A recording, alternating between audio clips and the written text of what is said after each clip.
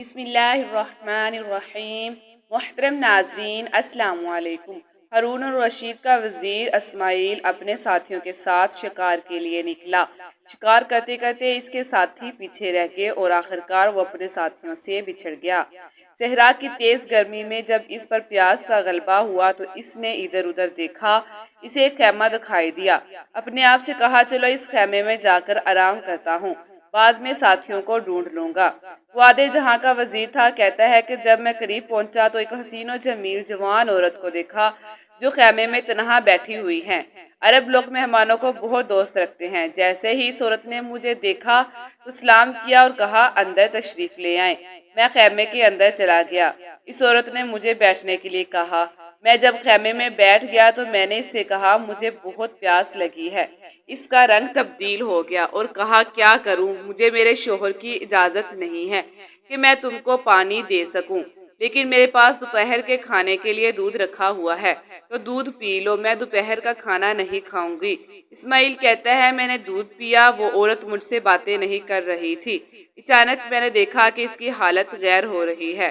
کیا دیکھا کہ دور سے کالے رنگ والا شخص آ رہا ہے۔ عورت نے کہا میرا شوہر آ رہا ہے۔ میں دیکھ رہا تھا کہ عورت نے جو مجھے پانی نہیں دیا، اس کی وجہ یہ تھی کہ اس کا شوہر پانی اپنے ساتھ لے گیا تھا۔ اس عورت نے اس بد اخلاق کالے مرد کو اونٹ سے اتارا اور اس کے ہاتھ پیر دھلوائے اور عزت و احترام کے ساتھ خیمے میں لائی۔ اس بد اخلاق مرد نے میری کچھ پرواہ نہ کی اور عورت سے تیز لہجے میں گفتگو کرنے لگا۔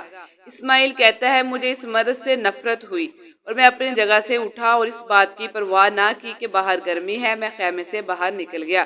پھر بھی اس مرد نے میری پرواہ نہ کی، لیکن اس عورت نے میرا ساتھ دیا۔ میں نے اس سے کہا اے عورت، افسوس ہے کہ تو اس جوانی کے ہوتے ہوئے اس مرد سے کس وجہ سے دل لگائے ہوئے ہے۔ پیسوں کی خاطر وہ بھی نظر آ رہا ہے کہ اس کی مالی حالات بہتر نہیں ہیں، تو اس کے ساتھ اس بیابان میں رہ رہی ہے۔ اس کی اخلاق کی وجہ سے یہ بھی مجھے پتا چل گیا ہے کہ اس کا اخلاق کتنا عجیب ہے۔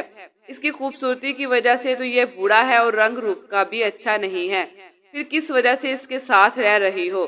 کہتا ہے میں نے ایک مرتبہ دیکھا کہ عورت کا رنگ تبدیل ہوا اور بولی اے اسماعیل، تجھ پر افسوس ہے۔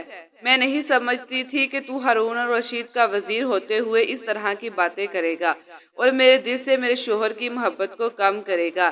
اے اسماعیل، تو جانتا ہے کہ میں کیوں اس طرح کر رہی ہوں؟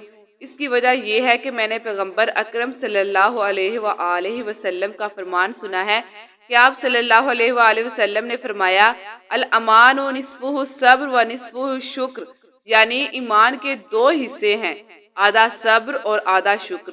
میں خدا کا اس بات پر شکر کرتی ہوں کہ اس نے مجھے حسن دیا، جوانی دی اور اچھا اخلاق دیا، اور اس کا شکر ہے کہ اس نے مجھے توفیق دی کہ اپنے ایمان کو کامل رکھنے کے لیے اس مرد کی بد اخلاق پر صبر کروں۔ دنیا ختم ہو جائے گی اور میں چاہتی ہوں کہ میرا ایمان کامل ہو جائے اور کامل ایمان کے ساتھ اس دنیا سے چلی جاؤں، اس لیے میں نے صبر و شکر کا دامن نہیں چھوڑا۔ اللہ تعالی ہمیں بھی تمام حالات میں صبر و شکر کا مظاہرہ کرنے کی توفیق عطا فرمائے۔ امید کرتی ہوں کہ آپ کو یہ ویڈیو اچھی لگی ہوگی، اور اگر ویڈیو اچھی لگی ہے تو ویڈیو کو لائک کریں اور دوسروں کے ساتھ شیئر کریں۔ ملتے ہیں اس طرح کی ایک اور نئی ویڈیو کے ساتھ، تب تک کے لیے اللہ حافظ۔